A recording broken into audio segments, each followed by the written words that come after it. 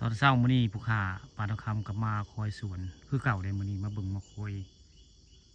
สวนมันผู้ค้าปลาทองคำเนาะบ้านคุกศาสตร์ตำบลตาลอำเภอตะงอยมาคอยสวนยันงัวควายเข่าฝนตกได้เมื่อวานนี่ฝนตกแห้งเป็นชั่วโมงไปเลย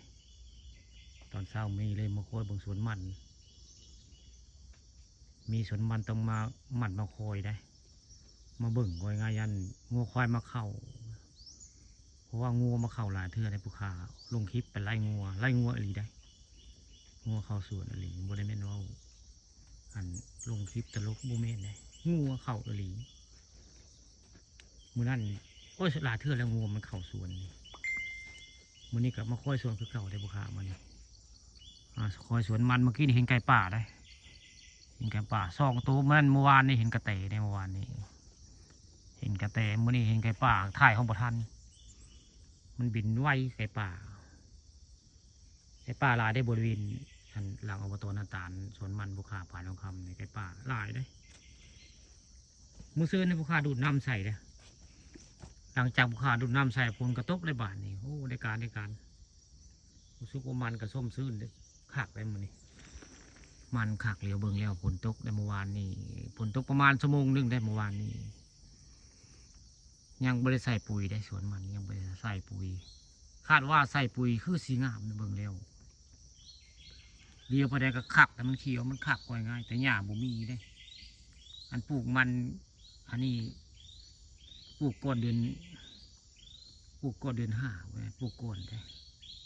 ก่อนเดือน5ปลูกก่อนมันจะขักได้ถ้าหาปลูกหล่า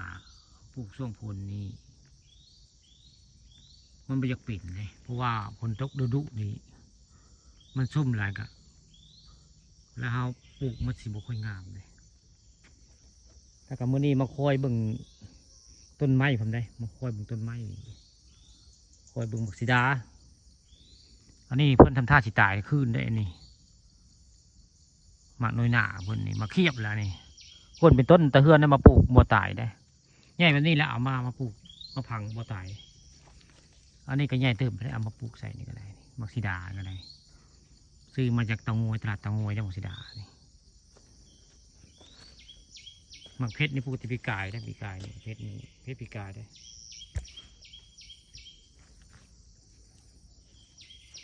หมกม่วงกับปูปีกายนี่หมกม่วงก็ได้ม่วง3 ฤดูเพิ่นนี่ทำท่าเป็นดอกยังบ่ปิดมากเลยมาเบิ่งมาคอยสวนแต่ละมือผู้ค้ามาก็เลยมาลงคลิปประจำเนาะผมมาคอยสวนแต่ละมือแล้วมาเบิ่งมาคอยเลยเบิ่งสวนมันผู้เจ้าเนาะเป็นอะไรยันงัวควายมาละเขามันบ่มีหัวและทางหลังมีแต่ทางหน้าเนาะบ่ค่อยมีคนปล่อยดอกไม้เขาเจ้าเลี้ยงมาเลยเนาะหมดเวลาปล่อยงัวปล่อยควายแล้วเขาเจ้าก็เลี้ยงแล้วแต่เก่าเขาเจ้าปล่อยอยู่ได้เดี๋ยวนี้เพิ่นบ่ได้ปล่อยพิดาก็ใหญ่เติบไปแล้วมาเขาจะคู่มือเลยผู้ขามาสวนนี่มาคู่มือเลยมาคอยเบิ่งสวนมันล่ะนี่สวนมันผู้ขาป่าทองคำต้องมาคอยเบิ่งได้ท่านมัน